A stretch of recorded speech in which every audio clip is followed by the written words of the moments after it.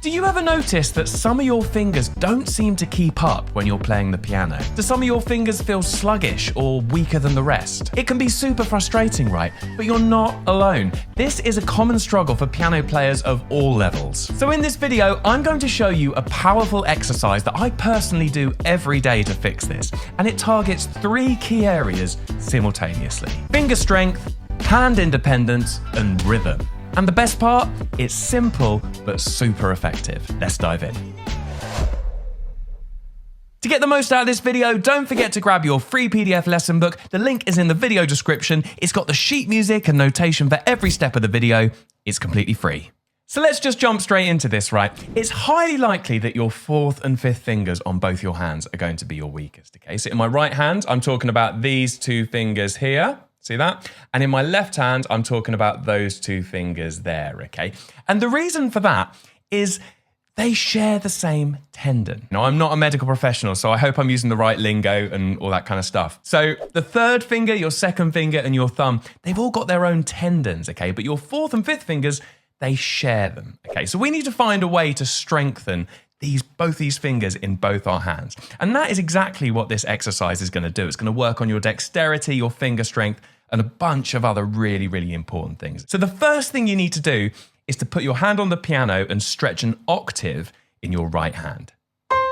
So there's the octave, and it's really good practice to actually memorize the distance of an octave in your hand, okay? Rather than sort of going to that shape and then stretching out to the octave, see if you can actually practice just hitting an octave straight away. My hand has kind of memorized the distance of that octave. It just goes straight to it. So it's a really good thing to kind of work on to try and get that like a reflex reaction.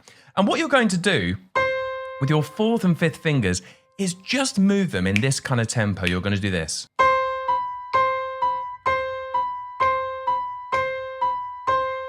So what's going on there? My 4th and 5th fingers are moving in 8th notes. They're going bap, bap, bap, bap, bap, bap, bap, bap. That's the rhythm they're playing. And my thumb is playing every time I hit a C, but it's holding it down, okay? So it's playing this octave down here, but it's kind of holding it while I'm playing those 2 notes. So just watch, I'll do it really slowly, okay? Check this out.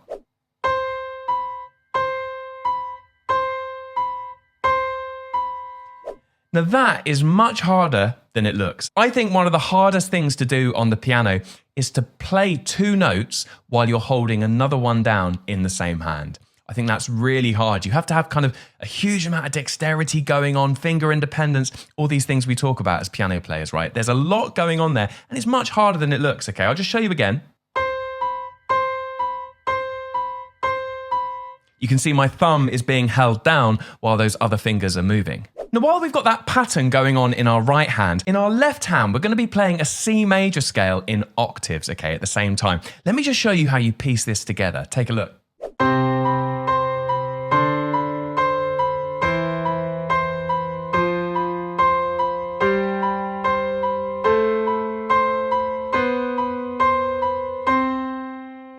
Now, the reason I really love this exercise is because we've got so many different rhythmic values going on in our hands, okay?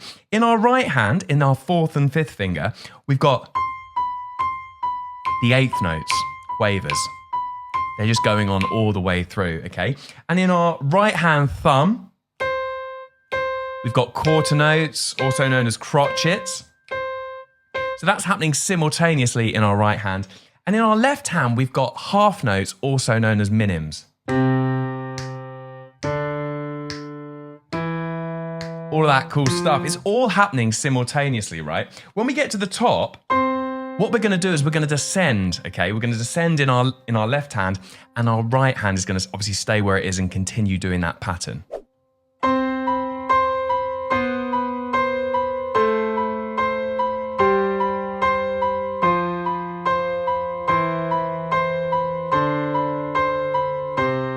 I'm going to have a quick go at playing this through with a backing track I've created. And I think it's so important to play with backing tracks or drum tracks or metronomes, whatever it is. It's really important to lock into the groove, feel the tempo, be able to kind of maintain a really consistent pulse. All of those essential skills we need as piano players. So I'm going to have a go at doing this. This backing track is included as part of that download. It's completely free. Just click the link in the video description. Okay, let's give it a go.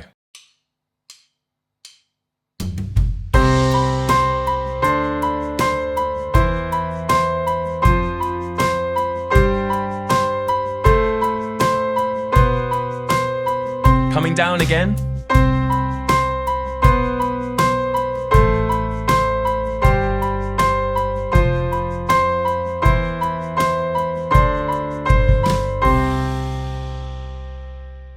Now, it's likely that if you're not used to doing exercises like this, where you're focusing your attention on two fingers in particular, in this case, our weaker fingers, they're going to start aching after a while, right? Okay, and you don't want that. You don't want to be working through any kind of pain. If that starts happening, shake your hand out. That's the most important thing. Let your hand droop down by your side. Just shake out all that tension and just really let it relax, okay? You don't want to be doing yourself any kind of injuries. While my right hand is just taking a bit of a breather, we're going to do the same thing in our left hand, okay? This is what it will look like. You can see I'm doing exactly the same thing, right? My fifth finger is playing that C and my fourth finger is playing the D. They're alternating on those eighth notes, the quavers. And then my left hand thumb is playing that C quarter notes every single beat, right? There it is, and we now need to add our right hand, okay? And that's just gonna go playing octaves straight up and down the C major scale. Let me show you how this looks.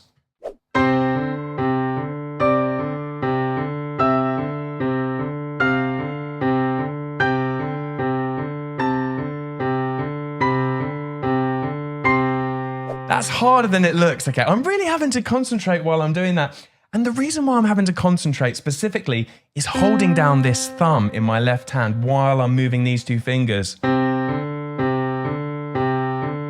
Holding down something in one part of your hand while you're moving something in another, I think that's the hardest thing. That's proper finger independence. Right, I'm gonna do that exact same exercise with the backing track. Let's give it a go.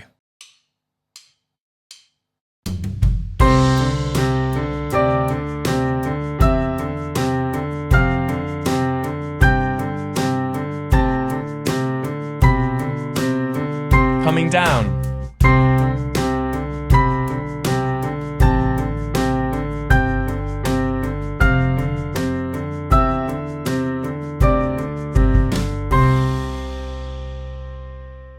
I practiced this exercise a lot, okay? And even while I was doing that then, I could just begin to feel those fingers beginning to ache a little bit, my fourth and fifth fingers on my left hand. So I'm just gonna take a little break from it. I'm gonna shake my hand out. I'm gonna let my hand completely relax, my arm completely relax, and just kind of give it a bit of time off, okay? It's really important that you build that into this routine. Now, one of the things, as you know by now on this channel, I like doing is finding a bit of a way to make any kind of technical exercise sound like music, okay? I think it's really important to have these technical exercises we do, but we shouldn't get too fixated on them. We should always be thinking about playing music when we're playing the piano, right? Exercises are great. They give us really tangible things to practice to get into our playing. But as soon as you've got them down, you need to be thinking about, okay, how can I just make this a bit more musical? How can I give it a bit more of a groove, a bit more of a rhythm, make it a bit more interesting? And that is exactly what I'm going to show you now.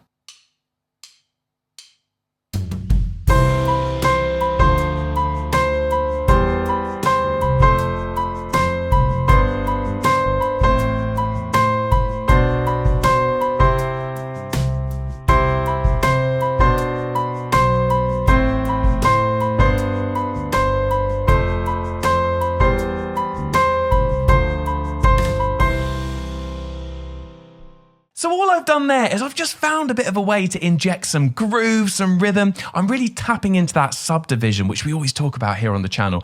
Dicka, dicka, dicka, dicka, dicka, dicka, dicka, dicka. 1 E and a 2 E and a 3 E and a 4 E and a. I'm really tapping into that. I'm pushing some of the chords. Let me show you exactly what I'm doing, right? It's exactly the same shape in my right hand. I'm just changing the rhythm.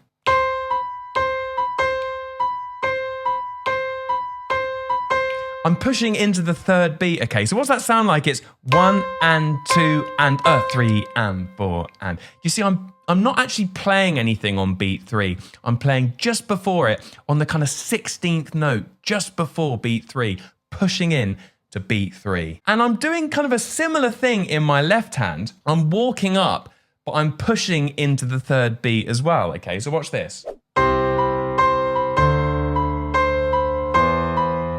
Push on the beat, push on the beat, push. Now, what I was actually doing that first time through when I showed you a minute ago, I was going up in, this is in tenths, okay? Now, not everyone can stretch a tenth. The reason why it's called a tenth is because there are 10 notes in between the bottom note and the top note. 1, 2, 3, 4, 5, 6, 7, 8, 9, 10. It's quite a hard interval to stretch. I can only just make that. In fact, I can only make some tenths. I can make that one. Any note where I'm, bit of a squeeze, that one. Anyway, there we go.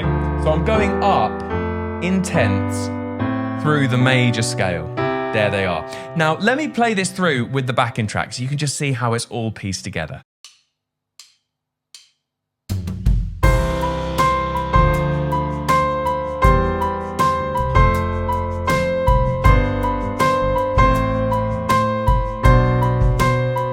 Coming down, here we go.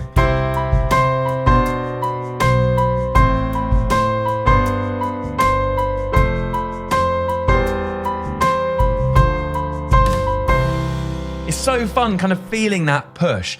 Dagger, dagger, dagger, dagger. In fact, that is quite a good thing to sing, to feel where that push comes. Dagger, dagger, dagger, dagger. If you can sing that in your head while you're playing that, dagger, dagger, dagger, dagger. Dagger, dagger, dagger, dagger. It's gonna help you just find it. It's almost like giving yourself a little thing to remember so you can hear where it comes. Sometimes those little phrases are just super helpful because they just unlock how you can hear the rhythm. So like we did before, let's now have a go at switching over our hands. So now our left hand is going to do that pattern with the 4th and 5th finger.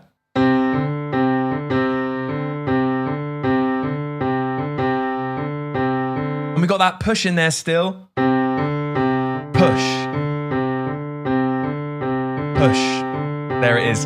And in my right hand, I'm just going to be playing that scale in octaves. Okay, I'm not going to do the tenths here. And remember, we're also pushing in our right hand as well. Let's put it all together. Let's give it a go with the backing track.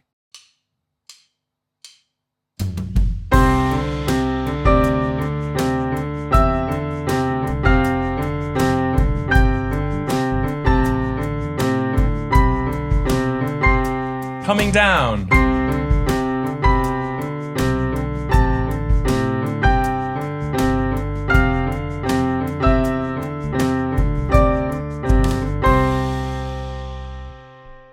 These warm-up exercises are so useful. I do these every day.